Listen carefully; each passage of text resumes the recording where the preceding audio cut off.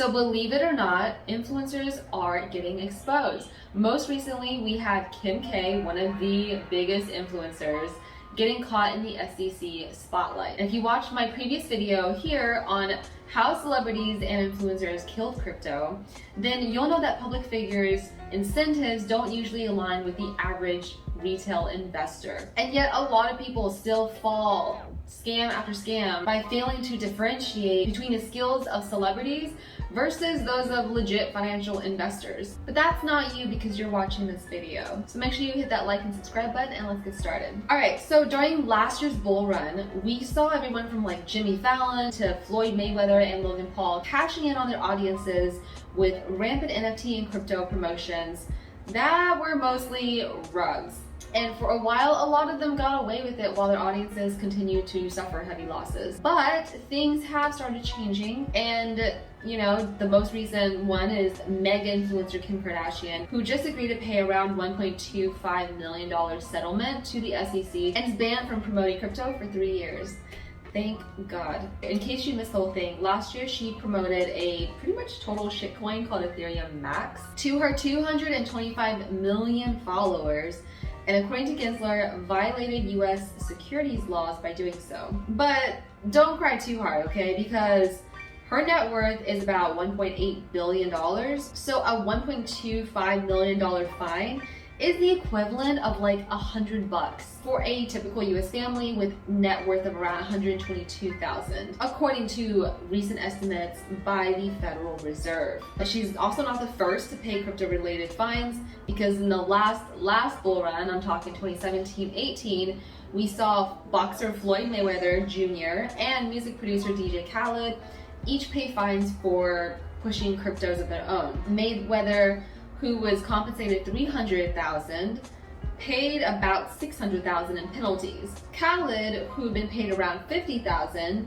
was fined about $150,000. Actor Steven Seagal paid more than $300,000 in penalties for doing the same thing in 2020. I don't know about you, but I'm looking forward to bull runs without celebrity influencer cash grabs. Speaking of bull runs, Cosmos has been having a little bull run of its own. Why? Well, it's partially due to their announcement of Cosmos 2.0. What does that even mean? First, keep in mind that Cosmos is not a blockchain of networks, but rather a network of blockchains. I'll let that marinate for a little bit. They're essentially a layer 0 like Polkadot, and they've been having an identity crisis with their tokenomics. Atom is the Cosmos native token. As a layer 0 blockchain that allows other blockchains to easily build off of it with their own tokenomic ecosystem, why would anyone need an Atom token when they can just fork and do their own? So in response, Cosmos 2.0 is essentially a 3-year plan with 4 parts aimed at addressing the poor tokenomics and overhauling their entire ecosystem. I'm going to simplify it now, and I'll link the details in the description below. So number 1 is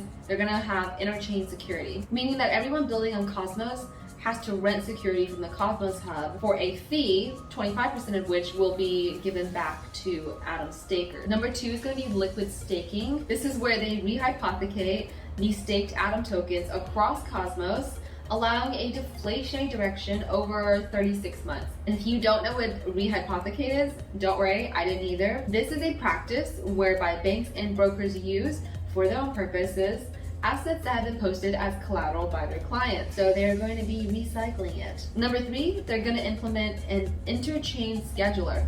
Ooh, that was a mouthful. This is going to be a cross-chain marketplace MEV solution, allowing app chains to formally sell a portion of their block space in the form of tradable NFTs. Now, if you're unfamiliar with MEV, or maximum extractable value, see the link below because it is a whole rabbit hole of its own. Have fun with that. And number 4 is going to be the interchain allocator.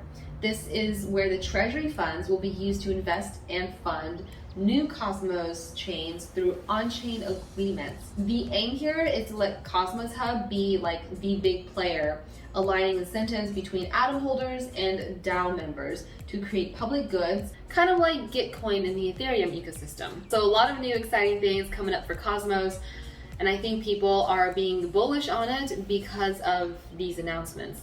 Whether or not it will actually be successful remains to be seen, and that is the risk here for potential outsized reward. Last but not least is Artblocks is also having their 2.0 moment by sunsetting their series in the curated collection and combining Playground and Factory releases into Artblocks Presents. That's basically a fancy way of saying they're no longer going to do numbers in their curated collection. It used to be series 1, 2, 3, all the way through 8. So no more of the numbers. They're still going to have curated. And I actually think it makes sense for them to combine the Playground and Factory collections because aesthetically they looked pretty similar, and performance-wise on the secondary market, also very similar. The cool thing though is that by combining the Factory and Playground, they are opening up a path for, amazing Presents applications to be bumped up to the curated release. Curated, if you didn't know, is the creme de la creme, and collectors pay top dollar for it. In the meantime though,